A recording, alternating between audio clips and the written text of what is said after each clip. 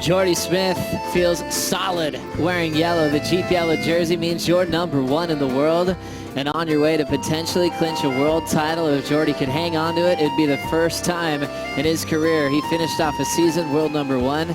It's been his lifelong goal. He was already a world title contender well before he qualified. From his signature movies he was throwing down, his reputation coming from... You know, he's done well in Portugal. He needs a good result here. Jordy Smith kicks off the heat against Lacomare, just running into a closeout section. Momentum to try to qualify. Meanwhile, Jordy locks in. A nice deep cavern. Will it let him out? He didn't. There wasn't very many waves out there, but it's really fun when they come. And surfing against Michel Perez, you guys have met up so many times. It's the first time you've been able to advance over him. That must be a big, feather in your cap, especially here on French soil, him having a lot of support in this country. Yeah, I didn't know that. Can't really think of many heats that we've had together, but yeah, I guess it's good to get one up on him. Little wave popping up. He holds his position. Jordy Smith with an opportunity as well. Smith now choosing his backhand. Starts with a nice arc in the pocket, quickly back into the zone, but he goes down. Packing a pretty heavy section, going for his backhand attack, drops in, no grab, and that thing stretches out on the sand. So he loves waves with a lot of power, loves getting barrel. Lacomare digs in again. He's got some speed, not letting him in. It's going to be another kick out for a one-range score. Way more conviction. Let's have a look at Jordy here. Big carving maneuver. And then sort of flops off the side of the rail there. That's uncharacteristic for Jordy. There's going to be those nervous moments. There's going to be a few little hiccups here and there. Jordy now finding a right. Nice clean snap. Clean ocean surface just to wet that rail again. And snap to carve on the first two turns.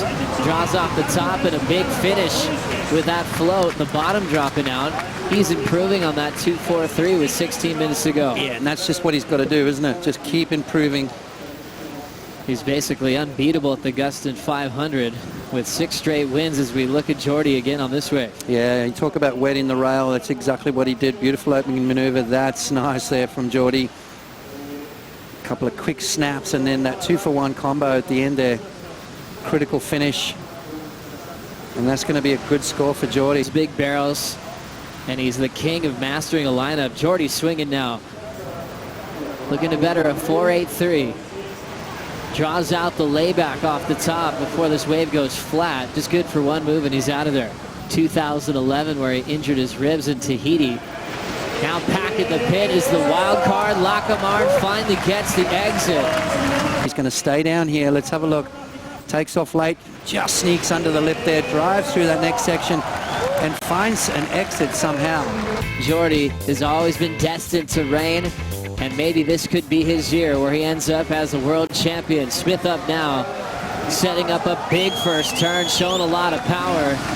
Nice snap off the roof again, little down carve to set up the finish. That 2-for-1 combination to max out the turns.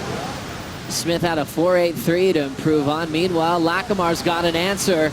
Nice and hollow. He's got a good jump on this one. Another exit with a finish. The wild card is heating up.